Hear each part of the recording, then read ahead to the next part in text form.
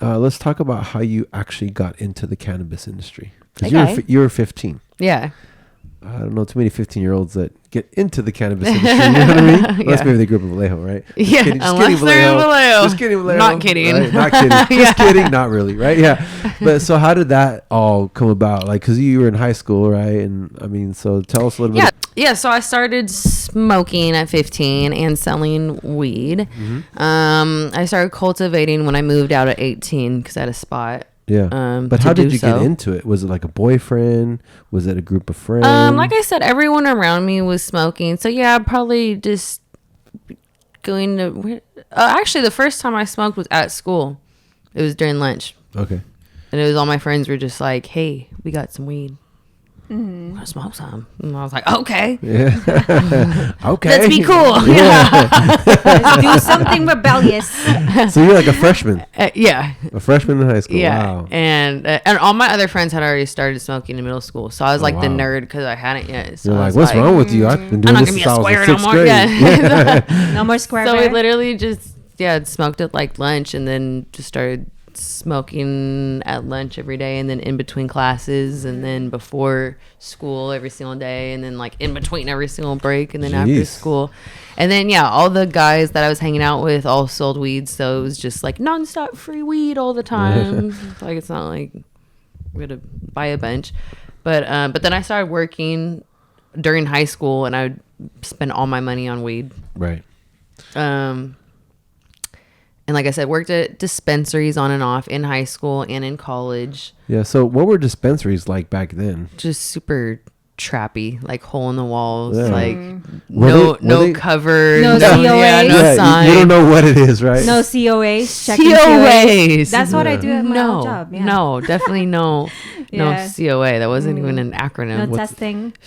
Certificate of analysis. What's that? It's so every legal cannabis product has to be lab tested. Oh, Yeah. so it's not like some. So they get the crazy THC stuff. levels, the pesticide levels, mold, fungus, the things like Okay. that. Yeah. Gotcha. And then, so what made you decide, all right, I'm gonna start cultivating this stuff? So the costs weren't as high. Keep costs low. So is that a necessity? Yeah. All right, save you money. Stop outsourcing the production. There you go. First couple times were big fails. Literally, my plants just immediately died. So it was big trial and error. Brown thumb. Yeah. Yes, super brown thumb. But now it's like you just leave my plants in my backyard and they grow into award winners. I don't know. But I have my own little secret female theories on why they grow well. Like what are some of those theories? I'm not in my yard. I'm not home a lot. But when I do have plants growing, I typically grow outdoor. Okay. So indoor is a little more care intensive. You need someone there every single day. You have to look at all the factors like pH, carbon. It's just a lot. Right. So outdoor growing, just nature. You leave it in the sun and it does its thing. So that's kind of how nature intended, right? Yeah. I smoke indoor. I prefer it because when you can control all the factors and all the variables, you can make the plant kind of, more what you want it to be. Right. More desirable characteristics.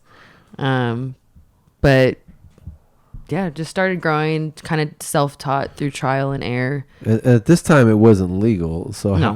how did you, like, there was no fear, no worry about, anything? Oh, everything was secret. Everything was don't tell anyone this is here. You're like growing tomatoes. Yeah. And that's why it's kind of funny now that it's so out in the open and everyone just talks about it. I still feel weird just being around my mom and grandma.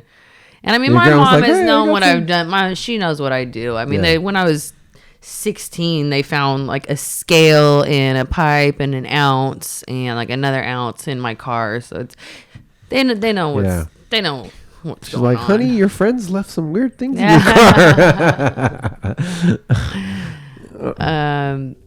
But yeah, so and then sold all through college, but it was still illegal at this time. So it was always making me a lot of money, always a huge part of my life, but not something that I could really be proud of. Right. Not something that I could tell my parents about and have them, give me a pat on the back because they're proud of me. You know, they were.